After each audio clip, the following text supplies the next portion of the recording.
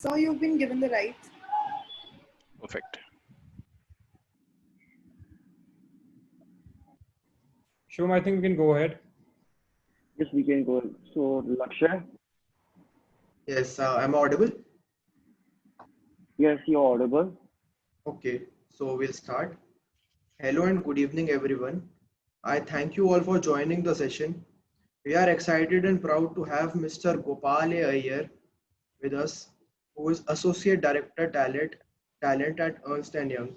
Sir has over 17 years of work experience, and Sir has been a speaker at various HR forums. Sir has spoken about topics related to scope and future of HR and rise of gig economy. I again welcome Mr. Gopal Iyer, who will be speaking about the topic reimagining your careers. Over to you, sir. Thank you so much, everyone. How's everyone doing today? We're doing good, Sir, sir. we are doing just fine. Brilliant. Are you all based out of Hyderabad, or do we have people from Mumbai as well? So basically, we are all in our hometowns currently. Okay. Our campus is in Hyderabad, but we're all working from home right now. Like we're from different regions of the country, everyone. Wonderful. Wonderful. Awesome. So how's the work from, or should I say study from home experience? So it's not like the way we imagined our MBAs would go, but we're coping up with the situation, and the institute is providing a very good platform for us. Wonderful. And are you all in the first year, or are some of you in the second year as well? It's a mixed batch currently. The students batch. are joining both first and the second year. Okay, perfect. Awesome. So I'll try to make this very interactive. Don't want this to be a monologue. So feel free to keep your questions coming in. I'm sure, gonna be a lot of interesting insights for all of you. And I will take the questions at the end once we are done with the presentation. The presentation will go about 45-50 minutes. We'll talk about the what, the why, the how, and everything under careers as an option. So let me begin by sharing my screen right now. Can you all see my screen? Yes. Yes, sir. Yes, sir. Brilliant. Awesome. Let me minimize the video.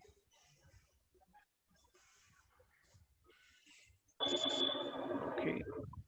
I think this should be good. Super.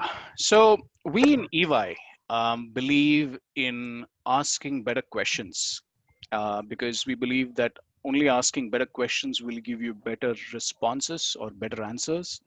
And only when you have better answers will you be able to build a better working world. Right. So there will be series of questions today, not with all an intention of me getting a response to these, but I think would really help if you can ask these questions to yourselves as you see through some of these slides, because these are really powerful questions in my view. And even when I was putting this presentation together for all of you, I really felt, what if this were to be a situation for myself? So really require each one of you to also think through this piece for yourself. So the first question: is the career you aren't considering today the best choice for your tomorrow? Okay. And we will get into the specific topic that we have for today, which is reimagining careers. Now, I think before we get into the entire conversation, I would like to hear more from you in terms of what are you expecting out of the conversation today? Maybe one or two aspects. One or two people can unmute themselves and speak through. So basically what we're looking at is a HR person who has a lot of industry experience, his perspective on how the careers post-COVID, even after the vaccine comes, how things will move on in that direction, because we'll be freshly graduates from this in a year or two, every one of us. Exactly, sir. What HR will be looking at, what all talents and skills they'll be looking at. Great. Great. Into that, so we can also look for the career path and what will be the new things that we will be learning while working, as COVID was something which was not planned and it was very just happened. It just happened. So Yeah. how to cope up in future with such pandemics if and ever we see one again. So that is it. Brilliant. So Yeah. what skills we should acquire when we pass out, like before we pass out and go into the industry? So what are the necessary skills that would be good if you tell us that? Great. Great. So the good news is that you will have answers to most of what you're asking till now. Yes, I heard one more Sir, person wanting to speak. Yeah. I guess you guys launched this particular campaign gig now. Yeah. So like I was wondering like how are you guys plan to move now? Like are you plan to go for more towards gig or more towards permanent employment? Awesome. Awesome. So we'll address that as well, which is really great question. So let's dig deeper. What are we seeing happening around us? So we'll talk a bit about our present, how we reached where we are. So in terms of the industrial revolution 1.0 to 4.0, and with COVID-19, what's changed in terms of the dynamics, the modern workforce. So when I say modern workforce, it's not just about people like you, but it includes people who is an 18-year-old, or people who could also include a 55, 60-year-old who's wanting to come back to workforce right now. Uh, we'll talk a bit about gig economy. We'll also talk about the why, the what, and the how of a career as a freelancer, and a bit on the gig now. And of course, then we'll be open to take any questions that you may have on this topic. Okay. So what are we going through? And we all agreed that it's not an easy situation that we are all in. COVID took us by surprise. None of us were ever going to be in a position to be ready for such situation, and we also had not prepared ourselves to not just a pandemic of this size, but also the aftermath, or what comes with a pandemic of this size. Because all the disruptions and the recessions that we had seen so far were predominantly economic in nature. So be it 1992, 2000, or 2008 and 2015, 16, with demonetization, all of them were predominantly economic recessions that we had seen.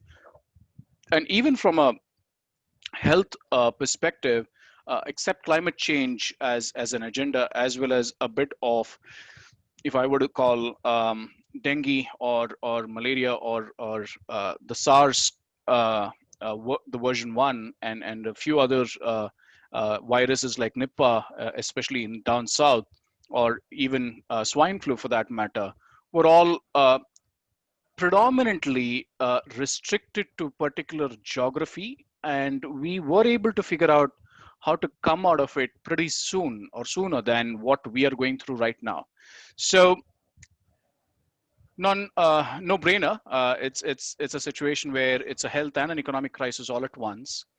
What this is also putting as a pressure on the entire ecosystem is that it is resulting into a lot of strain amongst all of us, which will have an impact on unemployment, and which there are predictions on unemployment rising in India to 23.4%. This number could be higher than what is shown here, and over 25 million jobs could be lost worldwide as a result of COVID-19, says International Labour Organization.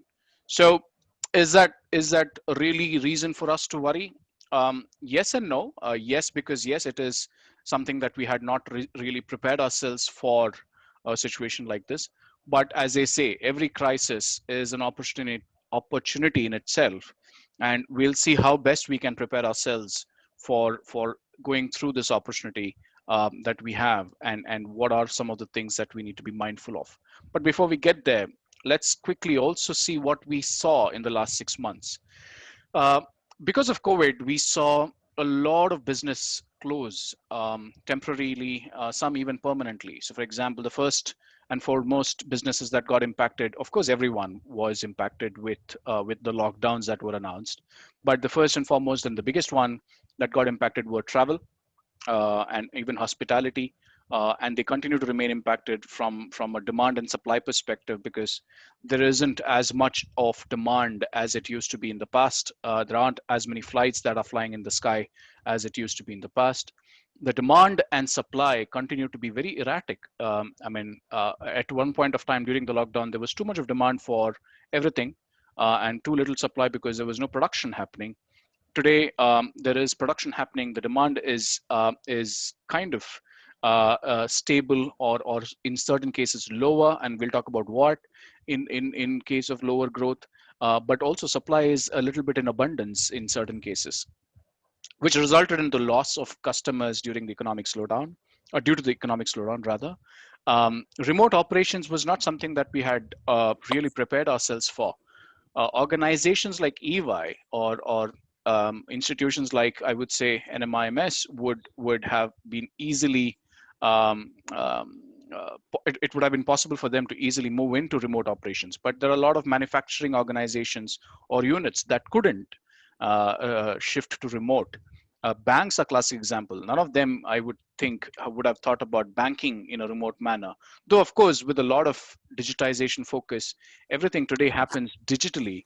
But there are people, a large sum of people, who still rely on cash, and they were not able to bank. And even for them to be able to go and sit in banks during lockdown situations, it wasn't an easy one because there was not much of transportation options that was available during the lockdown situation.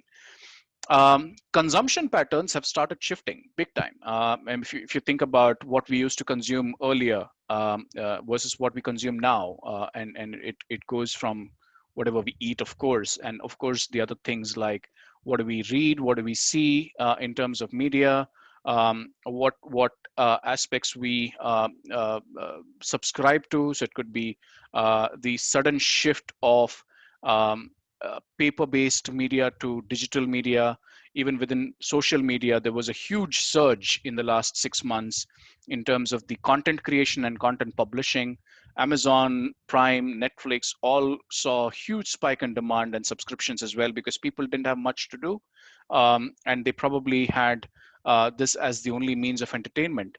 Whereas on the other hand, the multiplexes, the malls, the restaurants all saw closures because there weren't as many people willing to go and sit in a restaurant and have a dinner. Though it's started again a little bit, but again, it's no way closer to what it was in the pre-COVID world. There is still a lot about fear in people's mind about being able to go for I would say a movie. I mean, forget movie halls are even not even functioning today. But malls, I don't think people are still willing to go as much as they used to be in the past. All of that has put a tremendous amount of pressure in terms of liquidity. And when I say liquidity, it's because people have taken loans to produce goods. People have taken loans to get their businesses done. But with the supply and demand situation being so erratic, it becomes a little bit of a challenge for me to get the work done, make my sale, and in a situation like this, a lot of people sitting on huge debt situation where banks are fearing to give more loans because of the fear that what if this business doesn't sustain and people do not repay. So all of that is the impact on business. How is it impacting people like you and me? Across all the organizations, be it any sector, any industry, there is a hiring pause or a freeze that you may have seen. There are shift in hiring patterns, which means people are either delaying hiring, they are either canceling the hiring that they had offered, or they are converting the hiring into contract hiring, and several others that we may see. There is a huge surge in adoption of remote working, which was not the case in the pre-COVID world. I mean, if I were to talk about anything prior to March 21, 2020, many organizations would have said, no, we would never want to be working from home because we don't know if people will work. But today, that entire notion is changed. A lot of organizations have realized the potential of this work from home option. Um, This has led to change in existing policies, compensation, and benefits. In the past, my compensation structure would have had a travel allowance, or a conveyance allowance. Now, I'm not going to office. I'm sitting at home and working. Why do I need conveyance allowance to be paid? That's now changed to maybe an internet allowance or a furniture allowance, because I need a space to sit at home, and get digitally connected to my office, and I need some support for that, or I need internet bills to be paid for myself, and the organization is supporting me for that. So there will be changes in the existing processes, policies across all the organizations to factor in the new normal or the next normal, and all of that also has had a significant impact on the labor market. And when I say from a legal perspective, our Indian labor laws, or for that matter, global labor laws, were written to factor in people coming to a particular place and getting the work done, which we used to call as organization. Now, the definition of organization remains the same, but the place of the work getting done has changed dramatically. uh, our taxation laws, our companies establishment acts were all written from a perspective of a location, a premise which is not residence. Today, all of that has evolved and become a lot more different. Now, in this situation, we really need to think about what changes do we need to bring into the legal framework. And a lot of people have already started working into it, towards it, and we'll certainly see some changes happening globally, of course, in India as well, which will either be disruptive in nature or would be really beneficial for a lot of people who are thinking about getting into workforce. So, having said that, we are in a situation where our world around us is getting transformed. So, is the future of work already here? That's another better question that I would have for all of you. Let's see how we reached here. So, the Industrial Revolution, you might have all read about it, started in 1784. But I'll skip all of that and I'll talk about today. Uh, we live in a world which is digitally connected. We live in a world which is through cyber physical systems. We live in a world which is Internet of Things driven. And this was even before COVID. So it took a 2G, 3G, 4G, and a high speed internet broadband connection for a country like India to leapfrog into digital adoption, right? One of the fastest countries to adapt and adopt the digital mobile technology. Um, if you were to see my parents, my dad, forget, I mean, he never used a mobile throughout his life, but my mom never used a computer in her life. Today is savvy about using mobile phones. And if you think about that, how did that happen? It's because of the focus that the world put on cyber physical systems. How do we live in a virtual world? What are the tools and technologies that we need to put in place to be able to get the work done? And remote working in many ways was happening even before COVID. uh, with COVID, all of that has now become a lot more important. Imagine a world. I mean, I would say, if I would have asked you, all of the students today on the call today, how is it studying from home? You'd have said, no, yeah, it's not going to happen. It's very difficult. How do I know if people are paying attention, or how do I know if we're all learning the right things? Because it's one thing to be on the platform like a Zoom or anything else for that matter, but it's other to get the learning done in a classroom. And I'm sure each of your professors and faculty members would feel the same, to have said, uh, I don't think it's effective because the learning has to happen in a classroom, and all of that. But today, when we have very little choice, we have adopted to technologies like Zoom, Teams, WebExes like never before. Of course, there are challenges around data security, privacy, etc. But today we have an option to be able to work really well in a remote environment, yet make the most out of the situation that we are in. Otherwise, I don't think we would have been in a position to have a conversation like this today. If there was a session that I had to do, I would have had to travel from Bangalore to Hyderabad or Mumbai and deliver this session in a auditorium where there would have been lakhs of rupees spent to ensure that you all get maybe 90-minute air time. and I think that's too much of an effort and cost spent on an aspect like these. But today, all of that is possible with all the ease that we have. So, having said that, what's happening around us in terms of workforces as well? Some of you asked the question as to what's happening, why is it happening? As the demography, like each one of us today wants flexibility, don't we? I mean, we prefer working from home. We want the best of class, the benefits. We want working hours, which is more conducive and makes us, and workplaces which makes us valued. We want meaningful employee experiences. We want growth opportunities. We want adaptive work environment where our culture is adapted to meet the employee expectations. We want best in class learning technologies and learning platforms where everything is on demand versus classroom training sessions that could take 2 to 4 days of absence from work, if I were to say. We all love empowerment. We want ideas to be welcomed, leading to diversity of opinions and broader ideas and autonomy. We want fluid personal development. I don't want annual performance reviews. I want anything as a performance review or a feedback to be given to me now. I want recognition now. I want reinforcement now, not a year later.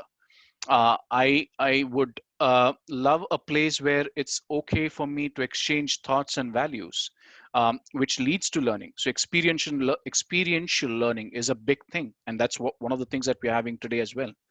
And employee experience is the focus, where unless and until I don't work as an organization to work on the employee experience, my client is not going to be happy. So everybody wants an workplace where employee experience is at the best, isn't it? I mean, these are the changes that we are seeing even without COVID, that's happening. How did we see the workforce evolve? Right. A quick short story about my family, if I were to say. My parents, my dad used to work for an automotive industry. He started his career in Mumbai in 1964. He worked throughout his career in one organization, and he walked out of that organization in 2003. Um, my mom worked for Central Railways, again 33 years of service for Central Railways, and she walked out of Central Railways in 2006. Their worlds were where the work was need based. There was very little or no flexibility at all. If this had to be done this way, this had to be done this way, no questions asked. If the work had to be done by a specific date, it had to be done by a specific date, right? And there were very little external factors impacting the business. 1992, when India opened its door for globalization, a lot of industries that were already established by then, be it public sector units or private sector units, were challenged with a lot of newness in the industry, where a lot of foreign investments came in, and it disrupted the Indian economy in terms of its ability to design products which are world class. Till then, we were all self-reliant and consumption focused. Now we suddenly were in a situation where we had to produce goods which were globally acceptable, which led to a lot of revenue shifts as well, especially with regards to rupee being devalued and so on. In situation like that, a lot of organizations took a call to let go of a lot of people through voluntary retirement schemes. All such people took up to freelancing. So they became LIC agents, real estate agents, brokers. They started to become painting, writing blogs or articles then in newspapers, or they would probably photograph an event, or become a videographer or a typist, steno, etc. You would have heard all of these terms through your parents' experiences, and all that happened in through 1990s. We also started seeing 2000 in Y2K happening around 2000, and the adoption of computerization across all the sectors in the industry. And when the bubble bursted in 2000, a lot of organizations again had to let go of people because they were betting too much on the entire ecosystem to grow so well, but it didn't. and a lot of people got laid off, and they started picking up gig jobs or contract jobs and so on. Same thing happened in 2008. Same thing is happening in 2020 as well. So it's the adoption of mindset that has become extremely different this time around compared to what it was in 90s, 2000 and 2008s. And that has been the case because of one big aspect of it, which is digitization. Today, remote working is possible. Gig working is possible, and we'll talk a little bit more on how that happened. And we have factors like COVID that has come in now, and there are predictions that COVID-like pandemics will keep coming in much more frequently in the near future. And we should all embrace a situation of that magnitude. May not be as big as this is, but of course it will continue to come and challenge us and disrupt the way we think, the way we do things as well, right? So with that, let's think about how did the business model evolve.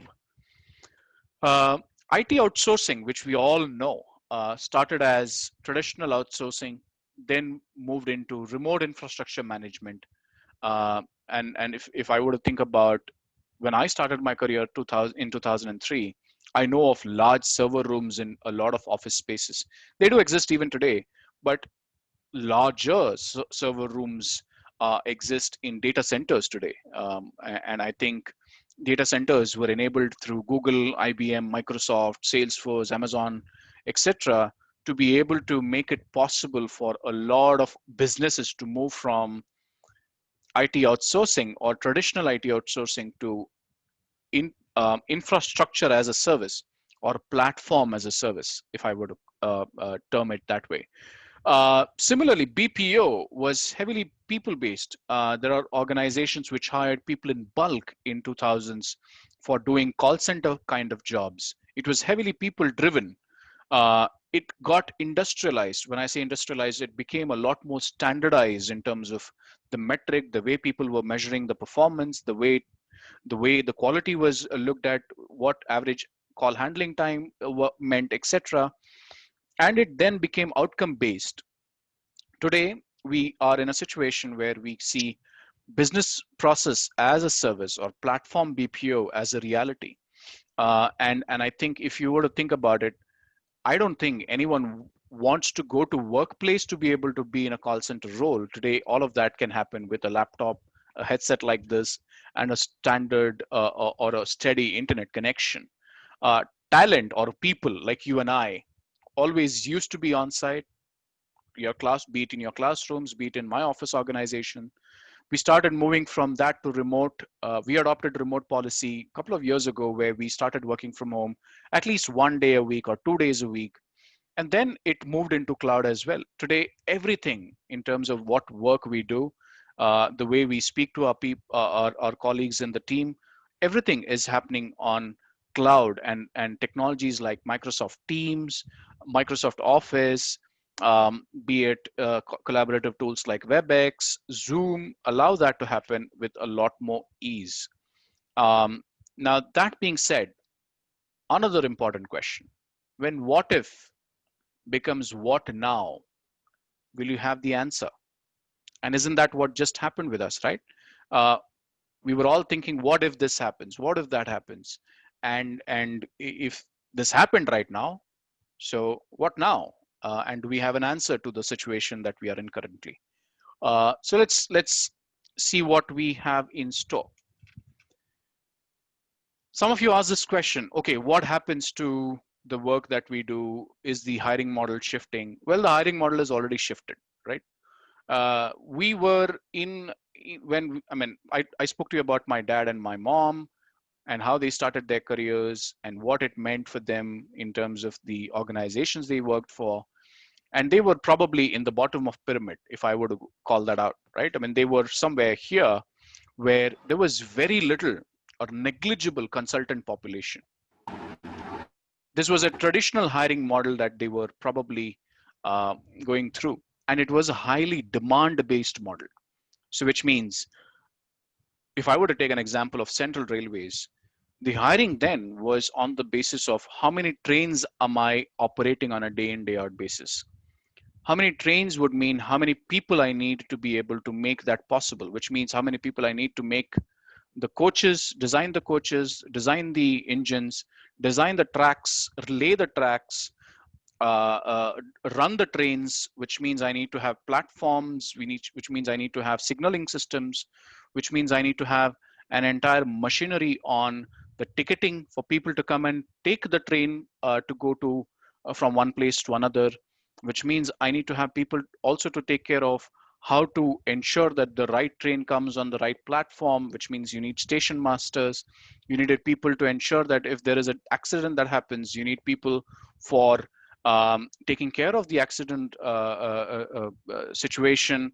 You need support systems like fire engines or CRPF, which is Railway Police Force, and all of that to take care of one operation.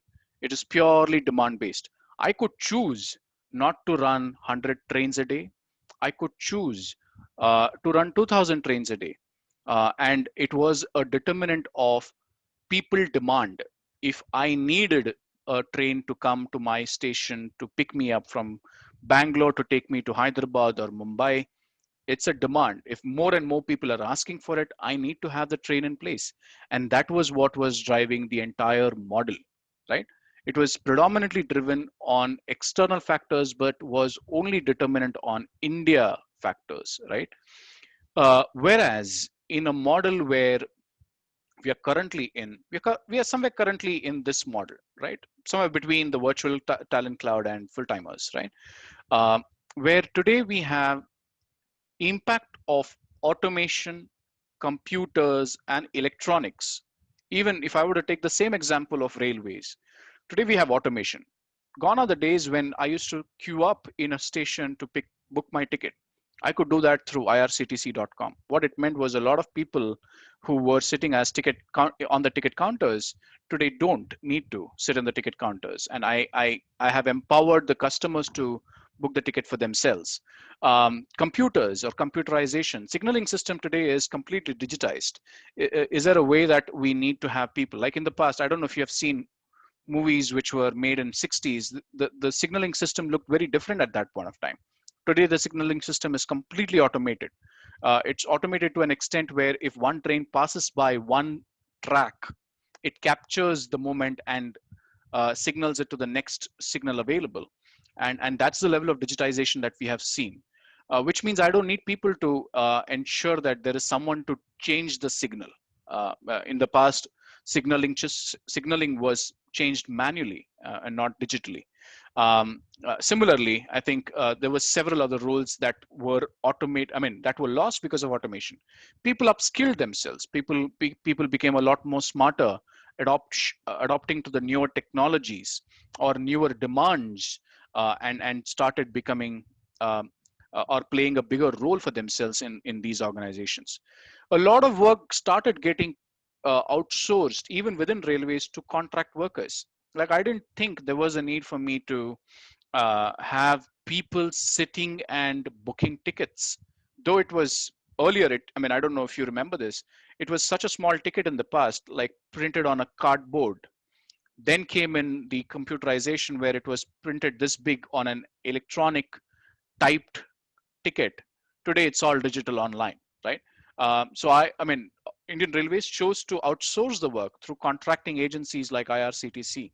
Similarly, even people who are vendors on the platform are outsourced vendors. They are not part of Indian Railways, or for that matter, people who provide equipments are outsourced.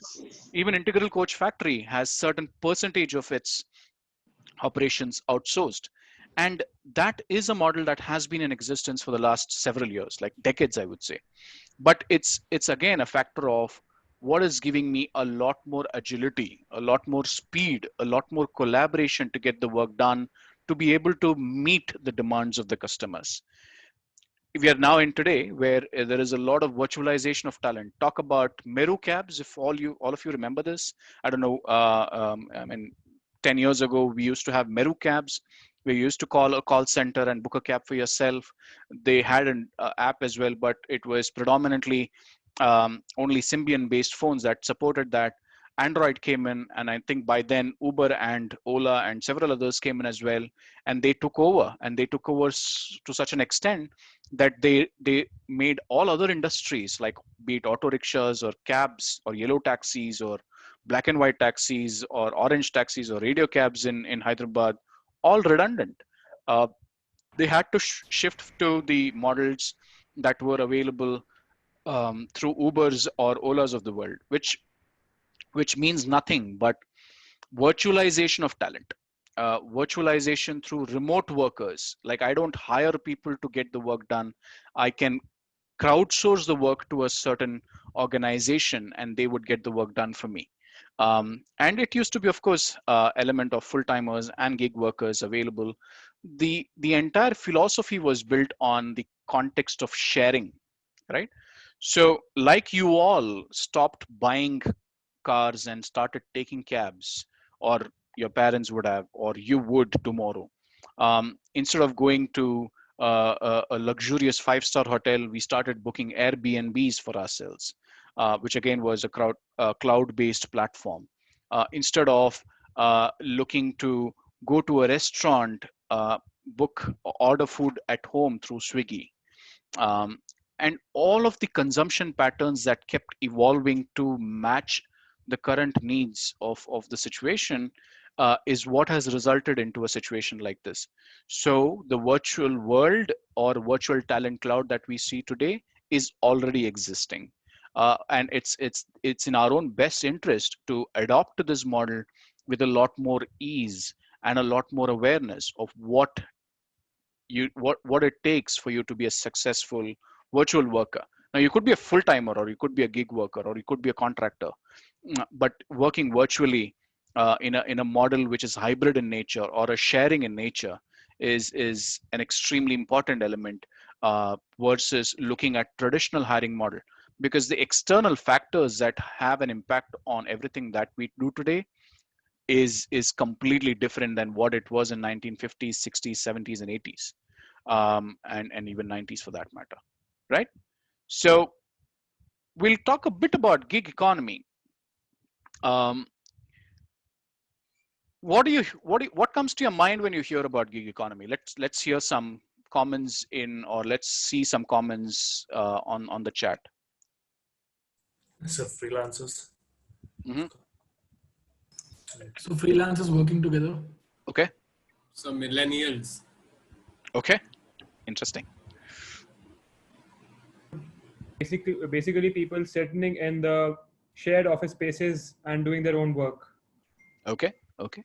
Sir, short-term work. Sir, short-term work. Short-term work. Okay. So project-based work. Good one. Okay. Great. I think good summary. I think each one of you have a very unique perspective, which is great. Gig economy is nothing but converting what used to happen in terms of a large scale role to bring it into a smaller aspect of tasks, and how do you orchestrate that through a platform. So if I were to now give again an example of cabs in the past, if I had to run a Meru cab, what did I need? I needed a car, I needed a license plate, I needed an element of insurance, I needed personal license as well. I needed acceptance from Meru to be able to ride cabs through them. There was very little in terms of control on guaranteed demand and supply, which means I never knew if I would earn money today, because I was in some queue somewhere, and at times it could take me 3 hours to get my first ride, or I could not get a ride also, depending on what the situation is. Um, and several other things, right? I mean, there was a lot of uncertainty in the entire model. There was no predictability at all. Um, if I were to take another example, someone said office space, shared office spaces. So what is Coworks doing today, or WeWorks doing today? A lot of these builders today are building large office spaces, and it is extremely difficult for any organization to be convinced as to why they need to personalize that space. I don't have a desk space for myself in my current organization. I need to book it on an app and go and sit wherever I need to. Like not today, but even in the pre-COVID world. Um, and and and imagine a lot of organizations are going through the same thing in terms of reducing costs because it's underutilization that is resulting into businesses wanting to think about how could they better utilize the resources that they have. Now, it could be in the form of a cab, it could be in the form of restaurants, for that matter, restaurants. Why did Swiggy happen? Swiggy happened because a lot of people opened up restaurants for themselves, but were not getting enough footfalls. Best way to ensure that the chefs and the real estate costs are taken care of was by offering that entire service on a platform.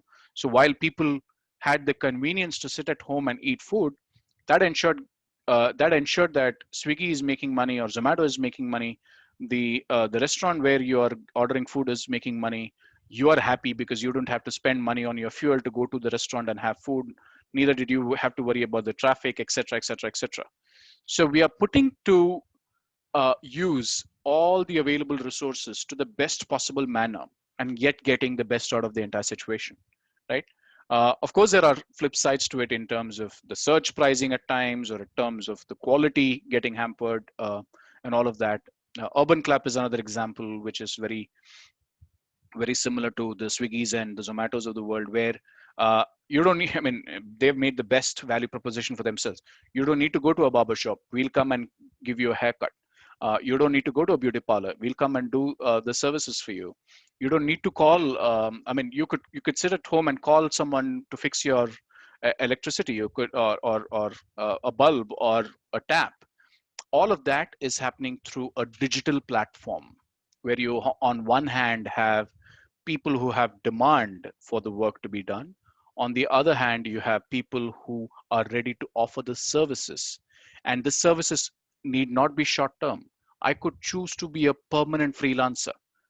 If that is what I have decided for myself, if that is the niche that I want to define for myself, I could register on any of the platforms and be doing that forever in my life. I could keep getting orders or any kind of businesses through the organizations or the clients who are willing to pay for my service.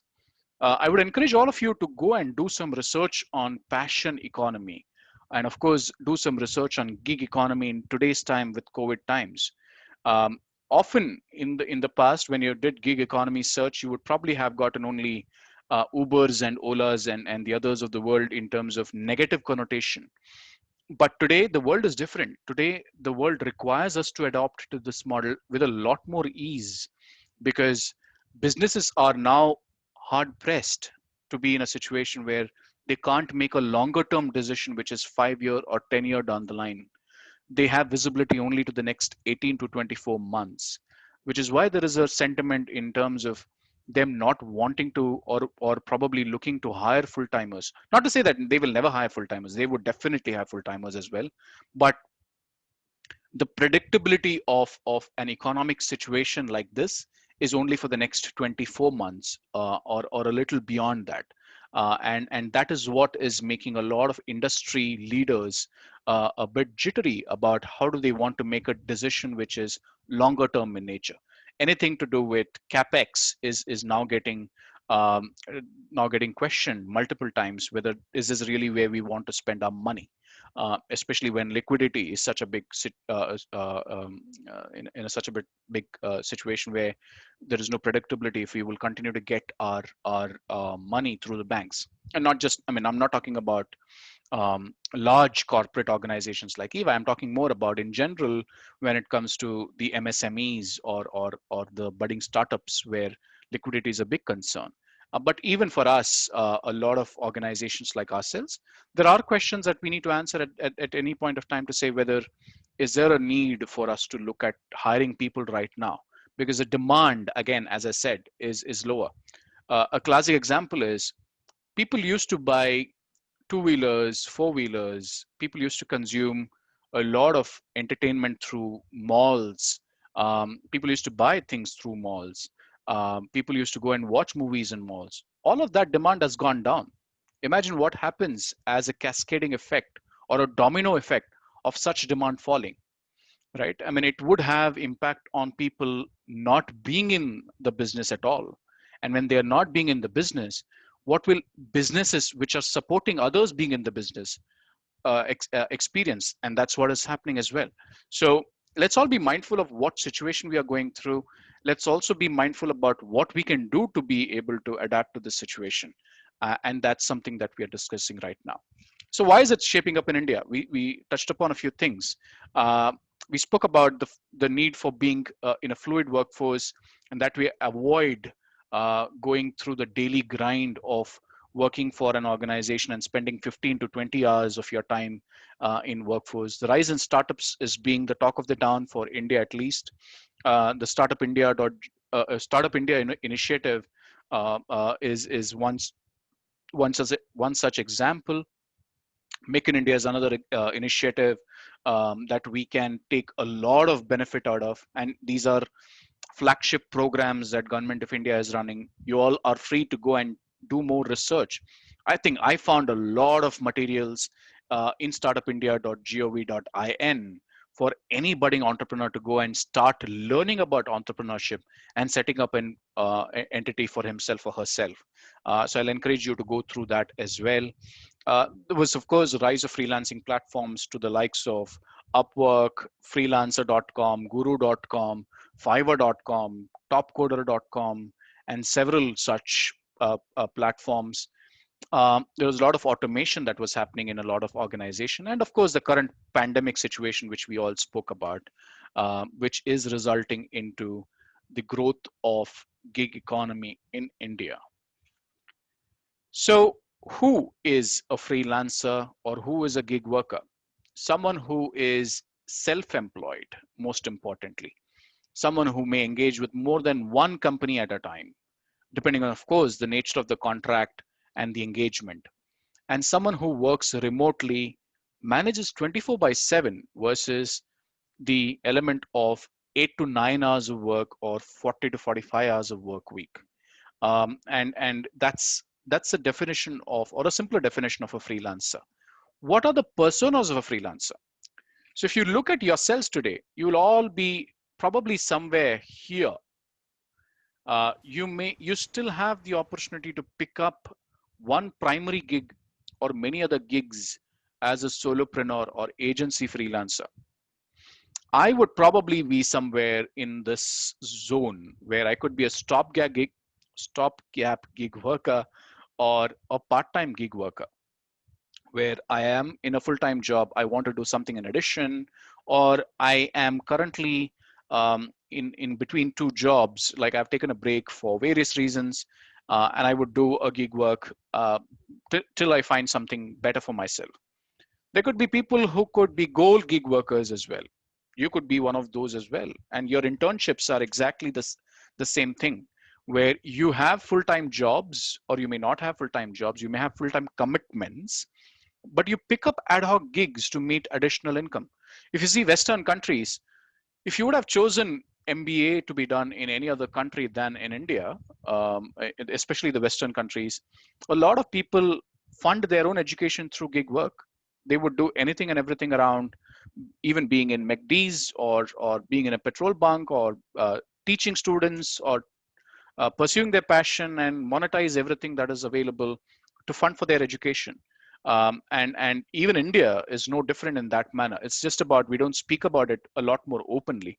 And I think we should now speak about it a lot more openly. Hobby gig worker. You could probably a great singer or a great orator, or you could be a great writer. You could be a phenomenal or fantastic photographer. How do you monetize it? And this is where I was talking about passion economy. Do some research on that piece. You'll get to learn a lot more about that entire economy, how it works, and how it beautifully works together with gig economy for providing people with a lot of platforms to do well for themselves. So what do you need as skills for being a freelancer? All of these are very easily understandable, so I'll not spend too much time in that, because there are a few key skills that I would want to touch upon a little more in detail than what you see here. especially when it comes to branding, when it comes to networking, when it comes to the ability to negotiate and so on. But just a glimpse of what are the skills that you need if you were to choose.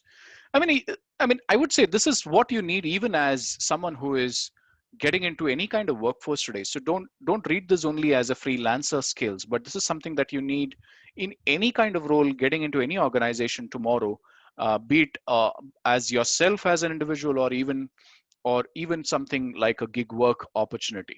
So think through that in a bit. Why do you need to do freelancing?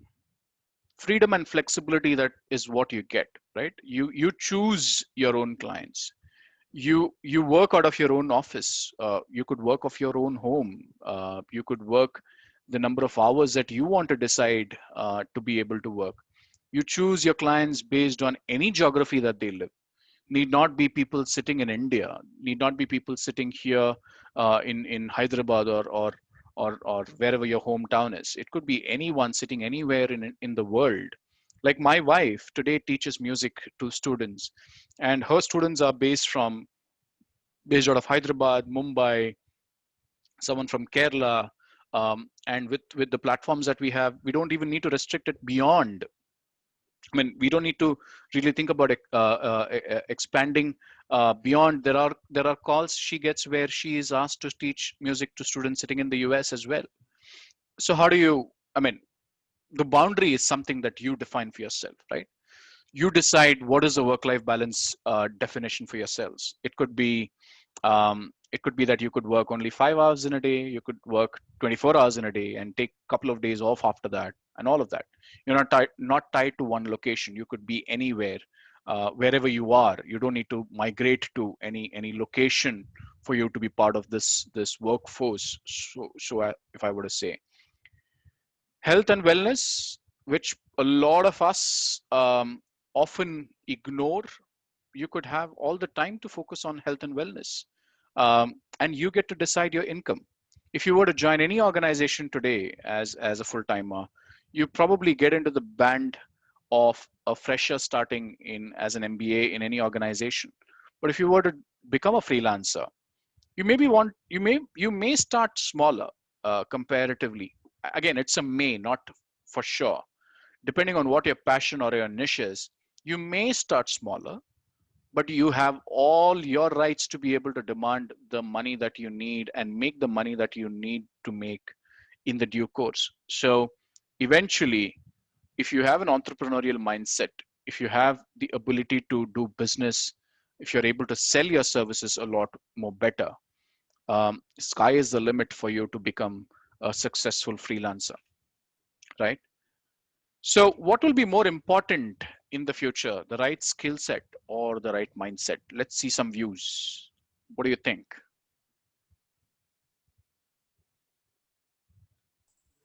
So the Sir, I skills are think a obviously. combination of both will be Okay. required. Okay. So I Any- think the right skill set. Okay. Okay. So looking at the current situation, I would feel it will be the mindset of the people. It would be mindset because the skill would be same for two person, but not the mindset. It would be different. Absolutely. So what makes Sachin Tendulkar Sachin Tendulkar? So his ability as well, his focus and determination. Sir, his skill set and mindset both. Okay. His passion. Okay. Basically, his mindset. Okay. So Rahul Dravid and Sachin Tendulkar, if you were to compare, or Virendra Sehwag and Sachin Tendulkar, if you were to compare, they looked identical, they played identical, but one is a legend and one is not that big a legend. Say both are legends, but there's only one Sachin Tendulkar, isn't it? What differs? They had great skill sets. Both had different mindsets. Sehwag used to hit from the start, and Sachin used to build his innings over time. Absolutely. Absolutely. So you can gain skill sets, you can improve skill set, you can upskill yourself to become what you want to become, but it is a mindset at the end of the day. Unless and until you choose to do something, which is again a mindset driven aspect, you would not do it. You may have all the skills that you need to be able to become a successful person. But if you don't have the right mindset, then probably it's not going to work, right? So again, a lot of you ask this question: what's happening with the work situation? What's happening with the placement situation? What's happening in the organization? Are people only going to hire gig workers or full timers? Whatever be the situation, right? I mean, it could be in your favor, it could be against you, and each one of you on the call today is together in this entire journey. No amount of experience is going to be different, right? I mean, talk about people sitting in same locations, talk about people sitting in different locations. All of you are going through the same COVID situation right now. All of you are getting the same amount of learning through NMIMS right now. What would define your success is going to be a factor of how you're able to adapt, how you're able to adopt the new mindset. And it is a mindset that is a lot more important. I'm not saying that skill set is not. Skill set absolutely is. But even for you to have the right skill set, you need to have the right mindset, right? So let's dig a little deeper. So what do you need to become a freelancer or a successful worker? I mean, I would say in a post-COVID world, all of these tips are going to be extremely important. Being committed, no matter what, right? Most important situation in today's time. You would have all the distractions in the world. How do you still remain committed no matter what? How do you not quit this entire situation? How do you stay focused on your goals? Now, if you don't have goals, sit down, take some time, write goals for yourselves. Extremely important. As they say, if you're playing first in a 2020 match, your probability to win is a lot more higher if only you were to put a good score to defend. But if you don't even have that goal to have a good score up, you will score 150, and the opposition team will have a cakewalk of a game, right? So very important for you to put a goal for yourself. Okay, I'm going to score 200 today, no matter what, and I'll have my team aligned to ensure that we score 200, right? How do I do how do I play a good ball? How do I hit a 6? How do I hit a 4? How do I run between the wickets to get more runs in form of ones and twos and threes? Make a business plan to follow. If you don't have a plan in place, you would never be able to achieve anything. And plan is a lot more tactical. And as I said, again, the ones and twos and threes is a classic example of a business plan if I were to put it across in that manner, right?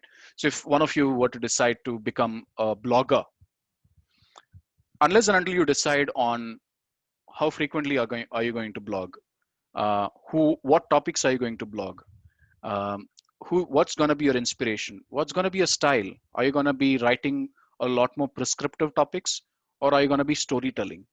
How do you determine if your writing is something that people are liking? Or you may say, I'm going to be a recruiter. Okay, what is going to be your skill, your niche as a recruiter, right? Or you may say, I'm going to be a finance expert. Okay, what in finance are you going to be expert in? How are you going to dig deeper into the elements of becoming a successful finance individual? So set priorities and be productive. A lot of times in this situation, we have abundance of time today. I mean, we can't even think about a time in our lives, including our grandparents' lives, when they had this much time available, just because of the situation that we have right now. A lot of us are wasting our times by not being productive, not being setting the right priorities in our life. Create an action plan, put a timeline to it. In next 3 months, 6 months, 9 months, 12 months, 18 months, where do you see yourself? You need to have that answer. Extremely important. Practice patience. A lot of times, and there is abundance, abundance. I cannot tell you how many people reach out to me on a daily basis, add me onto LinkedIn, send me a connection request. A lot of you have done that as well. And the first ask after I have accepted their connection is, sir, I'm looking for a job. Can you find me a job? And we'll talk about what do you need to do to be able to ask for that. But that's the amount of desperation that we have. My question or my suggestion on that situation is, what are you going to get by asking that question? Instead, why can't you consider volunteering? How many of you have considered volunteering? How many of you have considered doing a business which is still worth earning money? It may be hundreds or two hundreds or thousands or 3,000s, but the ability for you to earn money, there is no other lesson better than that. Like, I can tell you for a fact, I joined my first organization in 2003. But even before that, in 2000, we used to have fairs in our hometown where I used to stay in Mumbai. And in one of the fairs, five of us decided to go and just apply for any opportunities that we had in the fair. I got selected with another five of my colleagues, and we were put in a booth where I had to only stand there. I think the timing was 10 p.m., 3 p.m. to 10 p.m. People would walk by, and I was in a stand where it was. I mean, I had to explain people about cars, and I explained about cars. I learned so much about Bolero, Hyundai Santro, and Maruti Wagoner that I used to explain it wonderfully well to people. I made sales. I made when I was all about. I was 16 or 17 at that time. I made sales, and I made sales so much that I only earned 1,250 rupees for the 5 days of work that we did. But I made sales so much that the person was so impressed that he said, "I have a job for you. Come and join me tomorrow." And I said, "No. I mean, at that point of time, completing my graduation was more important." So I did that. So how is it for you to be able to sell, make money out of it? Now, whatever it could be, but how could you make money out of it is something that you need to ask yourself. Solve the problems, be your own boss. In a situation where you're going to be working virtually, you will be your own boss. You are an entrepreneur. You're a CEO of an organization. Understand what is like to be a CEO of an organization. How do you ensure that you are solving the right problems by keeping the right levels of values and integrity in place? Be mindful and be accepting. A situation like this is not going to be easy, but unless and until you don't accept and move on, you will have always challenges in adapting to it. So how do you become more accepting of the situation? With a lot of media that we consume today, in be it in print, be it in social media, there is a lot of negativity that's running around in the market. How can you avoid getting distracted from a situation like that? How can you be more optimistic, be more positive, be more forward looking, to be able to help yourself in a situation like these? These are very basic life skills that I'm sharing with you, but I'm sure these are reassuring to you, to be able to look at life differently and get into the right mindset, because that's what we need today. So that said, do you do you have the right perspective to achieve your bold ambition? Right now, a lot of people tell me, I want to get a job after I complete my MBA. Great, phenomenal. You need to get a job. You need to find yourself the best opportunity. But if the opportunities are going to be limited in number, how about considering becoming a CEO of your own organization? And if that were to be your bold ambition that you have, uh, do you have all the right perspectives to be able to do that? So let's see. Importance of being relevant. The traditional ways of working, workplace, worker, is all going through massive reimagination, and we spoke through that as well. Remote working, virtual working, gig working, contract jobs, freelancing are already a new normal. Preparation for disruption of this scale is extremely essential. Backup plans, or plan B, C, D, E, are key to success. Caring, listening, empathy are top priority for everybody, be it organizations, be it individuals. Physical and mental well-being are extremely important. Like, I mean, I can't say in which year was it so important than this, because you're trying to achieve something, and if you're mentally not accepting towards it, you're not going to be able to see through it.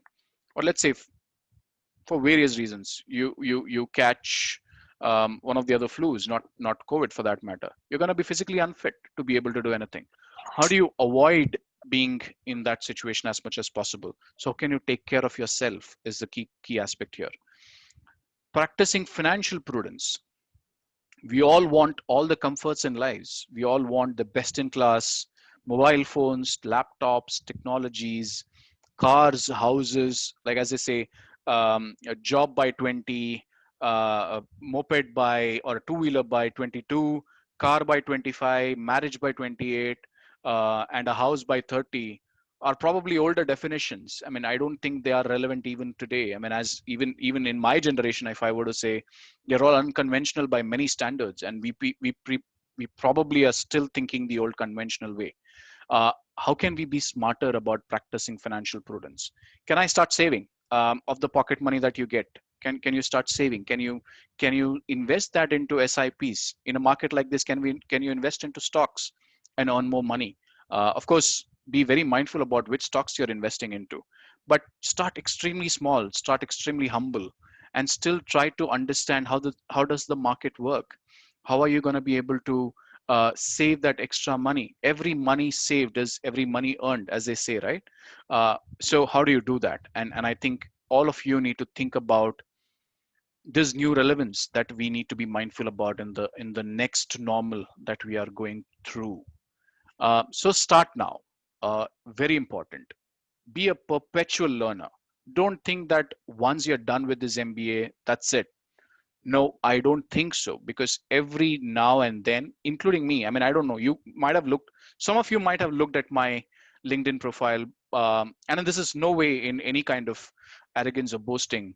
I have ensured that I have one learning goal every year. After my graduation, I kept doing something or the other in terms of upskilling. So it could be in the field of post graduation, it could be in the field of certifications, it could be in the field of or in the mode of even coaching skills. Every year, there hasn't been a single year where I haven't not done anything, even after my graduation or post graduation. So be a perpetual learner, uh, and not to drive you towards certifications and or mad rush towards upskilling. Whatever you learn, make sense out of it, apply those learnings. That's what we are trying to say here. Read to build breadth in your field. So if you are MBA finance or HR or any other field, uh, be the master in that field. Read everything beyond books. uh, Books will give you great amount of learning, but apply that in terms of how would it work in a specific industry. How does it impact a Starbucks? How does it impact a Reliance? How does it impact a Geo? How does it impact a PVR? All of those answers you need to have, and figure out what impact um, am I gonna be seeing by shifting consumption patterns. Find your inner storyteller. The last 6 months worth of experience that you all have had, you need to be in a position to be able to put a blog about it. I'm sure a lot of you have some inspirational stories or phenomenally inspiring stories that you should be telling, and I'll be more than happy for you to write that, share that with me on LinkedIn. I would be very happy to see and read those as well. So polish your storytelling techniques, practice your listening skills as well. Extremely important. Listening sitting in a classroom is very different than sitting in a virtual classroom.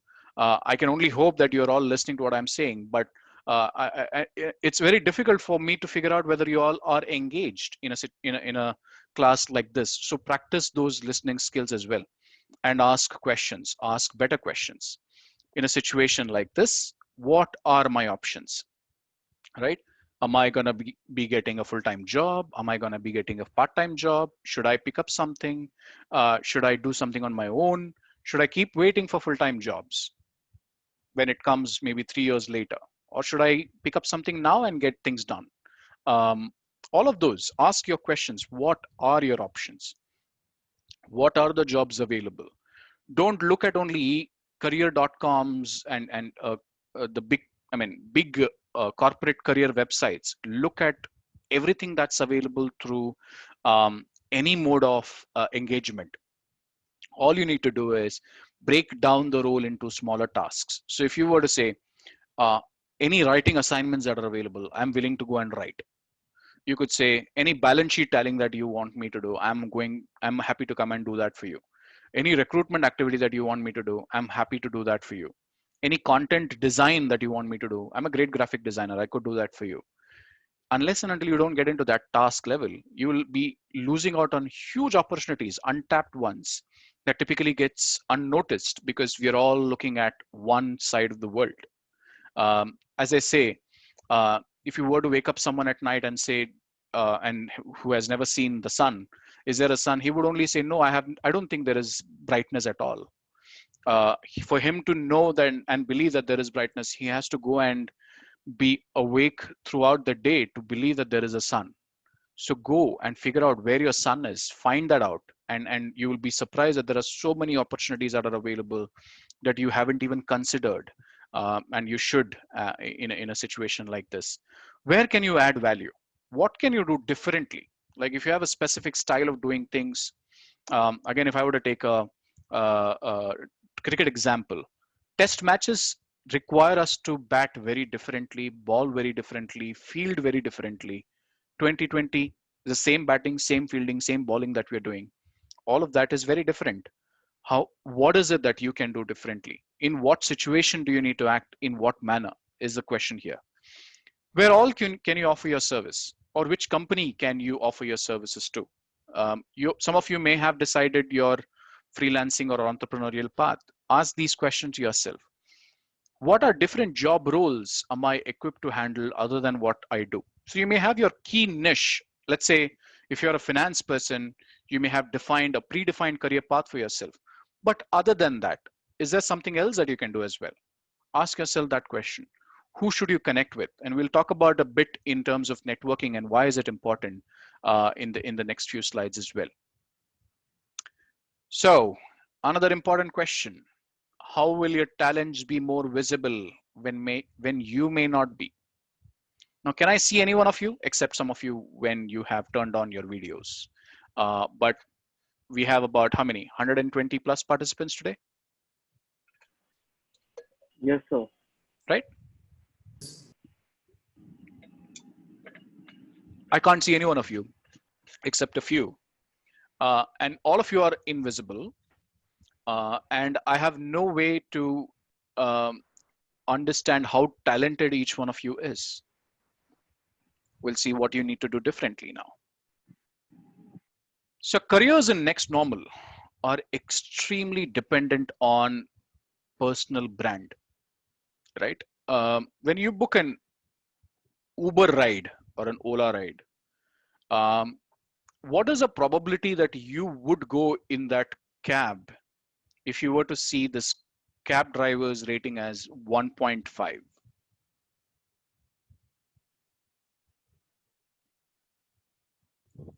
Would you take the cab?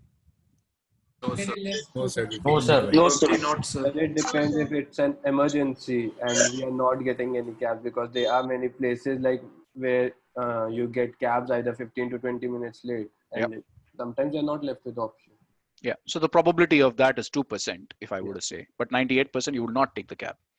Why would you not take the cab? Is because you see that this person's credibility is lower, and it could be lower on account of him being a frequent canceller of his rides, or abuse of his customers, or a pathetic car, or whatever. uh, uh, uh, not to take anything wrong here in a different context, I'm saying this could be a probability, right?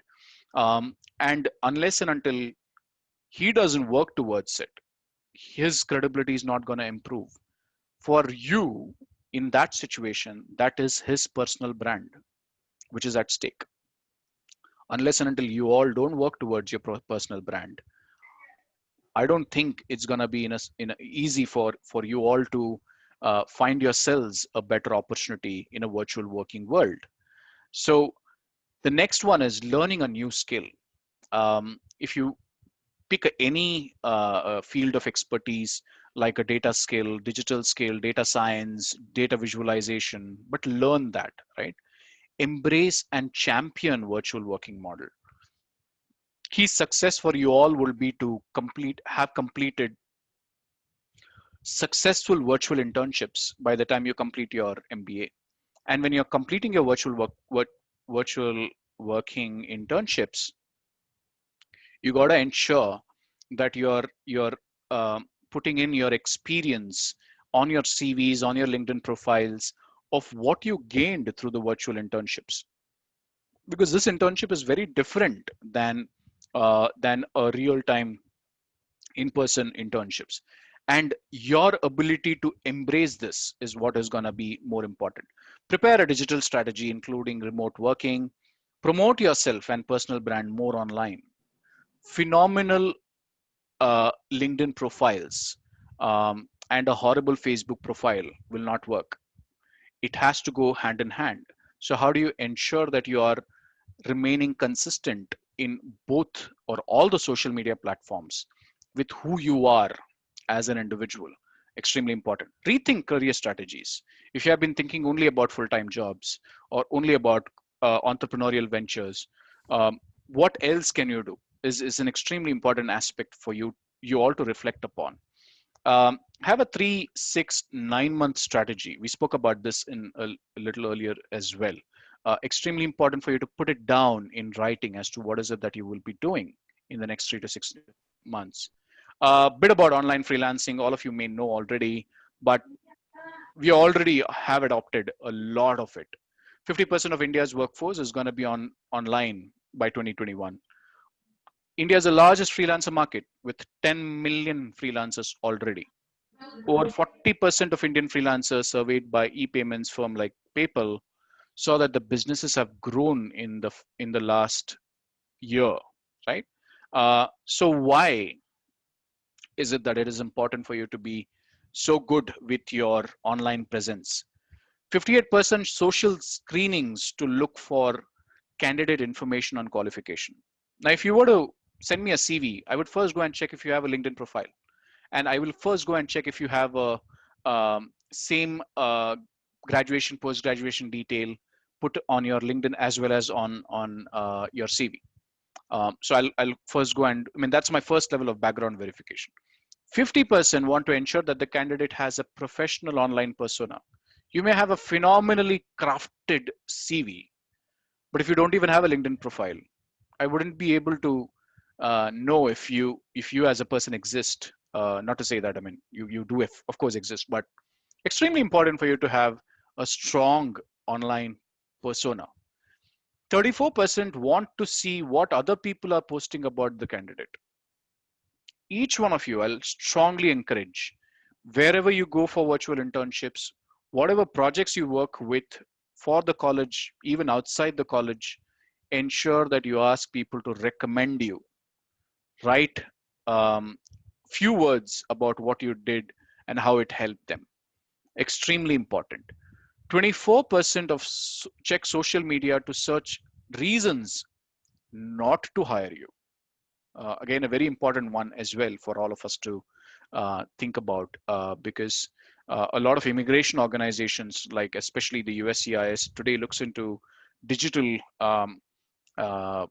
profiles of individuals before they decide whether to grant a work permit or not. So ensure that you guys are taking care of this for yourselves.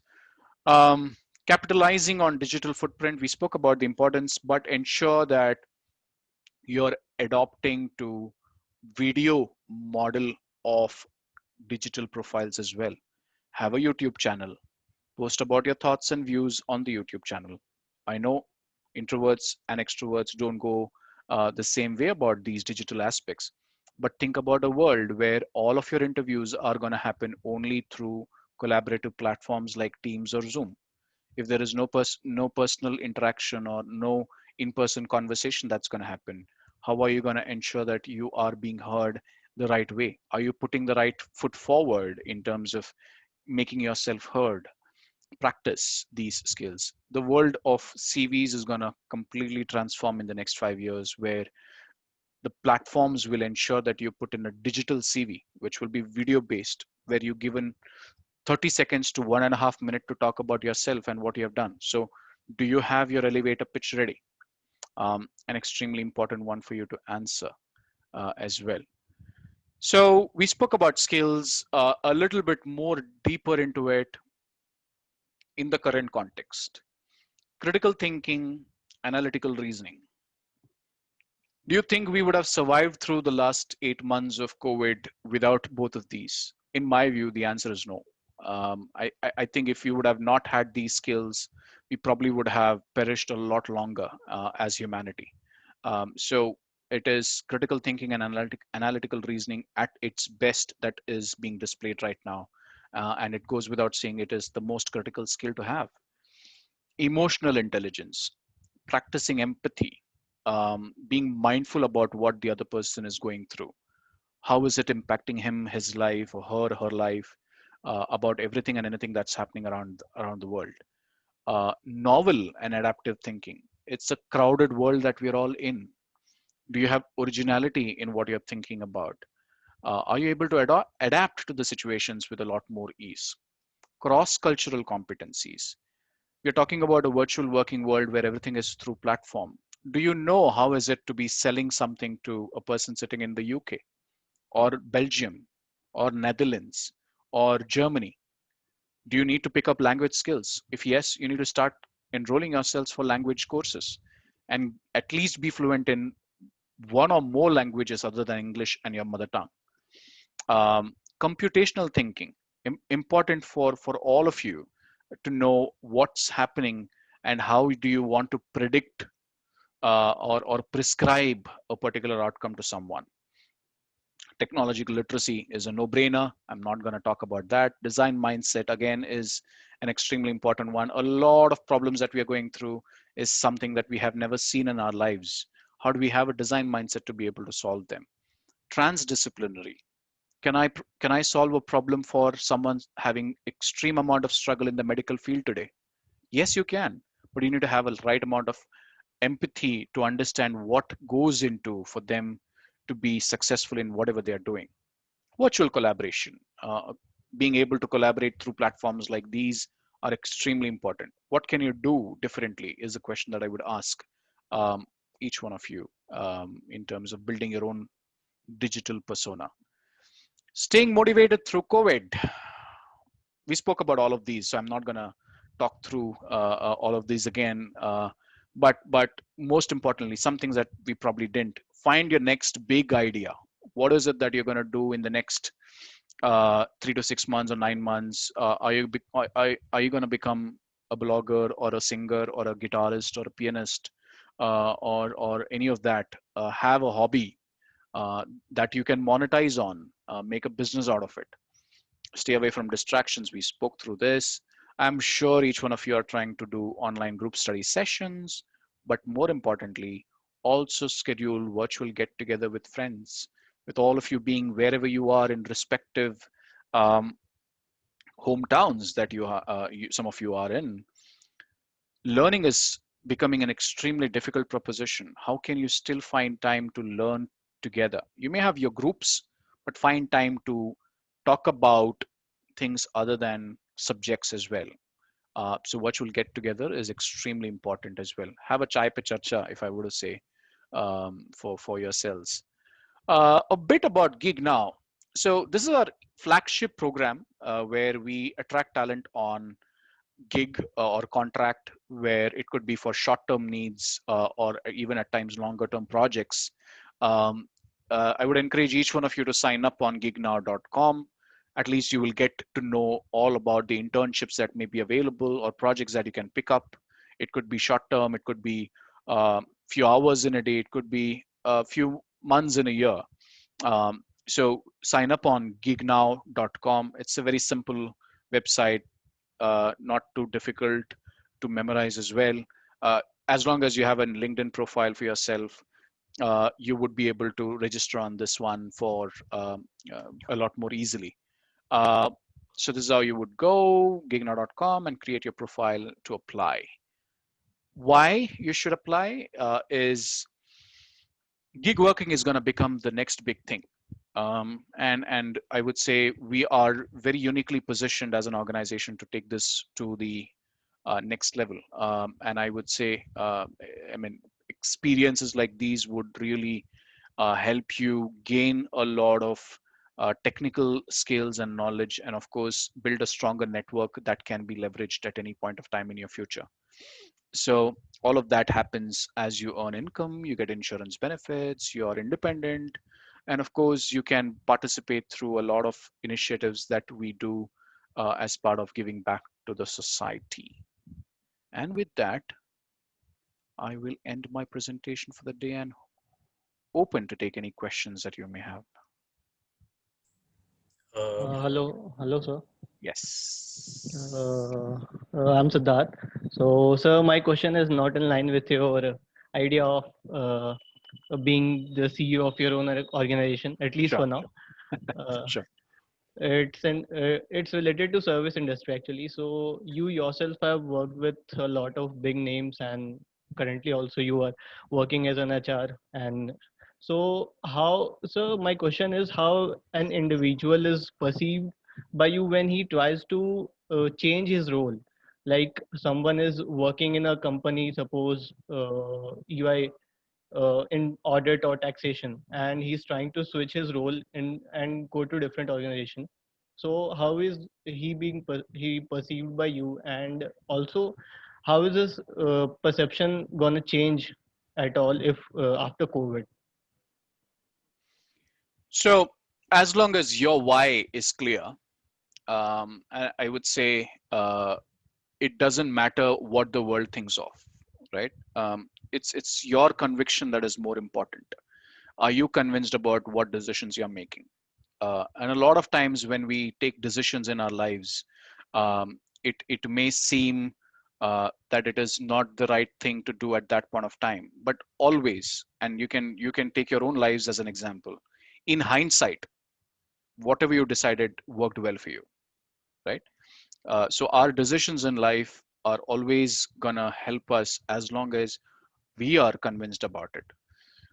Now, I have, as you rightly said, I've moved quite a few jobs in my career in terms of the reasons. It was, of course, to get better experiences. That could be personally, it could be. I mean, it was in fact rather. Also, sometimes some of the decisions were driven by the fact that my family needed me where I wanted to be or where I should have been, and it forced me to take certain decisions. But in hindsight, 17 years into my career, every move that I made makes perfect sense, including the current role that I'm playing. So always think about it that way, and don't focus too much on what the world is thinking. All you need to care about is three people: one, you yourself; two, who's going to be immediately impacted by it. So it could be the client. So it may be the worker that or the employer that you're working with, or whoever is going to give you the new job, or he's going to get the benefit out of the job, and your family, immediate family. When I say your parents or your siblings or I mean, none of you are married, I'm guessing. So your spouses eventually. Hello, sir. This is Prithvi. Yeah. Like you talked in length about gig now that you guys, I mean, in EY has launched. So, like, how are you deciding upon the kind of jobs that you want to give it out for gig? Because when I was going through the site like long back ago, there are very few roles in risk and advisory or any other where like the data might be compromised or you guys might be there. So how are you guys deciding upon what kind of jobs to go into gig? So I would say, for me today, any job that is being that is open to be done by anyone. So it could be like my own job could be on gig as well, right? Now, it's about the businesses. So any business for that matter is a factor of demand and supply, right? If there is demand for certain type of work that needs to be done, we need to find if there is a supply pool that is available to be able to attract this talent as well. At times, it's the supply that drives the demand as well. Like in India, we are in a premature stage in both of that. Like if you go to US, there are a lot of, I mean, there is a standardized industry that works on gig model, including Europe, in UK, etc. In India, we're still catching up to it, right? So my endeavor is to open up any role that is to be done by anyone for gig roles as well. Maybe asked about the data and the other aspects of it. The risk that an individual working on gig compromising with any of these integrity principles of not getting any other job in the future is higher. So a classic analogy that I would want to draw is uh, ever take an Uber ride where if there is a challenge where there is, if you have a security threat, or if your car meets with an accident, or if there is any other personal threat to you, and if you report it, the guy loses his license. He'll never be able to come back and do the same kind of work, right? If that is the price that you're going to pay for being on a platform economy, you are a lot more stricter about your own rules of engagement as a gig worker or an entrepreneur. If the client is not going to give you work, you better do things that allows you to get more work. So in my view, the so-called notion about whether people will be good with the work or will be good with the data privacy aspects of it, it's all individual in nature. And it will, I mean, there are ecosystems, there are firewalls, there will be processes that will be built to ensure that that gets taken care of. But at the end of the day, it's you as an individual. If you're going to cheat as an individual, I'm not saying that you will, but if someone were to be cheating as an individual, he will cheat even if he is a full-timer or even if he is doing something else. And I think it's at the end of the day the element of risk that organizations need to take to be able to be relevant. Again, all of these are steps that a lot of organizations are taking to be relevant in the industry, and if they don't do it, competition will take them over. And which is why I think if you see Ubers and Olas came in and a lot of others got impacted as well. No, so like, but in the case of Ubers, I mean Ubers and Ola, they have a proper rating system where you can see Yeah, whether so a lot of that organizations, so like even we have, even gig, I think I lost this. Yeah. So every freelancing website today, my friend, has a credibility rating system, including gig now. If you work with us, you will be given a rating based on the performance that you did that will define whether you will be re-engaged or not. And that's going to be the standard process and a protocol going forward for all the platform. So I would say research a little bit about platform economy. You will get to know a lot more about it. Sure, sir. Thank you. May I? Sure, go ahead. So Bhavit here, this side from the first year MBA. I have two questions. First one is with the implementation of Industry 4.0 accelerating and digitization as well is happening right now. Should an MBA graduate pick up skills in AI and machine learning? And second question is, as you know of the 2008 financial crisis, what kind of difference did you see as compared to the COVID-19 crisis in terms of human resources? So I would say 2020 and 2008 are very different. The magnitude is a lot different. What we are seeing in terms of disruption, devastation, be it physical, be it financial, is a lot more fiercer in this time around than how it was in 2008. 2008 was very restricted in terms of its impact on economies. It was predominantly there was still a lot of countries which didn't get impacted about in 2008. COVID is not like that. Every country today is battling with the entire impact of COVID, be it on health or even finances, right? So from an HR perspective, it's a lot of digitization that has happened that has allowed me access to talent pool beyond the geographies that I would have typically looked for. So today, I don't really need to think about whether I have 10 offices in India, or rather, we have 10 offices in India. Even if this person is going to be in the 11th city or 15th city, I'm still going to make an offer as long as this person has a great amount of skill set and knowledge, right? So I think that's what is going to be the most important thing. Now about the question on what reskilling or upskilling that you need to do. Very important. All of you need to ask yourself this question. And I know um, our upbringing and our ways of thinking at times get very biased in many ways. But all of you need to ask this question: who you are, what you're doing, why you're doing what you're doing. Don't do anything just because someone else is doing that. Like, you have 100 people on the team now. If one person is doing it, the other person should do it. That's not how it works. Like, you need to think about it, what aligns with the purpose in your life. If you think you can pull off an AI and ML by being who you are as an individual and make money out of it by selling it to the 10 clients that you would want to go and sell it to, then do it. But if you think you can't pull it off, don't do it. Even if it means that the entire batch is doing that, you don't do it.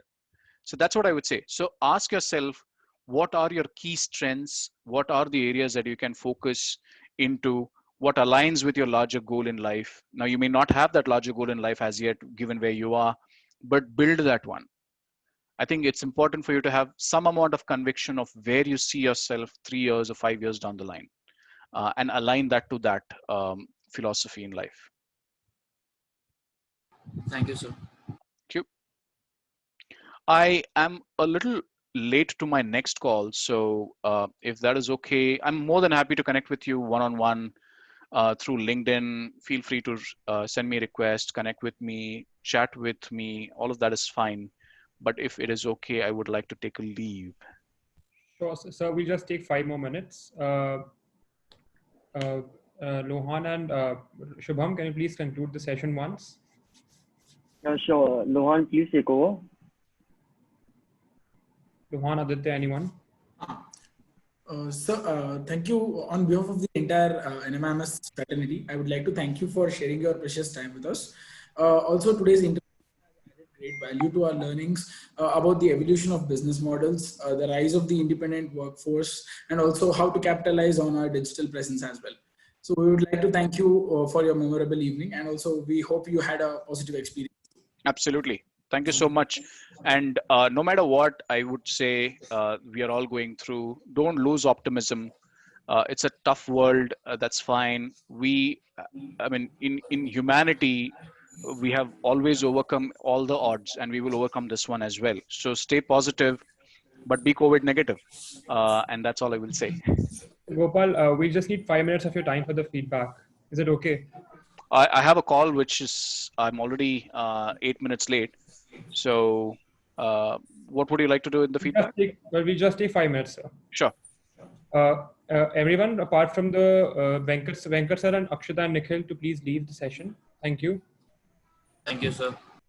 Thank you, sir. Thank you, sir. Thank you, sir. Thank you, sir. Thank you, sir. Thank you.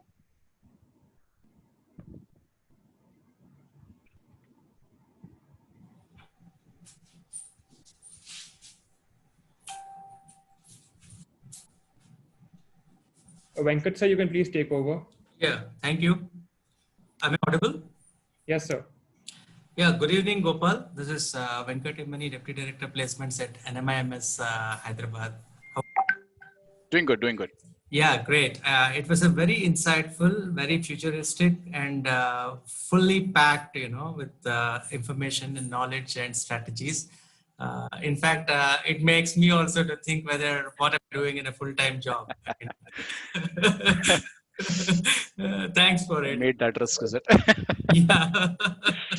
So again, I was again wondering whether I normally come in, when a placement person comes at the end of a talk, you know what I want to ask you.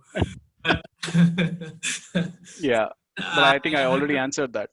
Yes, that is why I'm not having the courage to ask, but definitely what I have to do my job anyway. So yeah.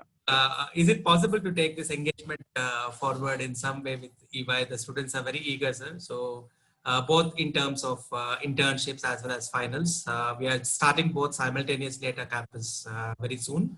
Yeah. So what is your take on this? How can we go forward? Sure. I mean, we can talk about that. You may want to reach out to me. I think Shubham has Yes. my email. So let's Yes. connect on that separately Yes. and take it forward. Yeah. Great, great, great. Thank you so much. I will drop you an invite and Sure. Yeah, Sure. thank you so much, sir. Really very happy to have EY with us. Thank Very you so soon. Thank much. you, sir. Thank you so Thank you much for for Appreciate the your giving us session, the sir. time. Take part. care. Bye Thank bye. you. Thank you, sir. Bye. thank you, sir. Bye bye.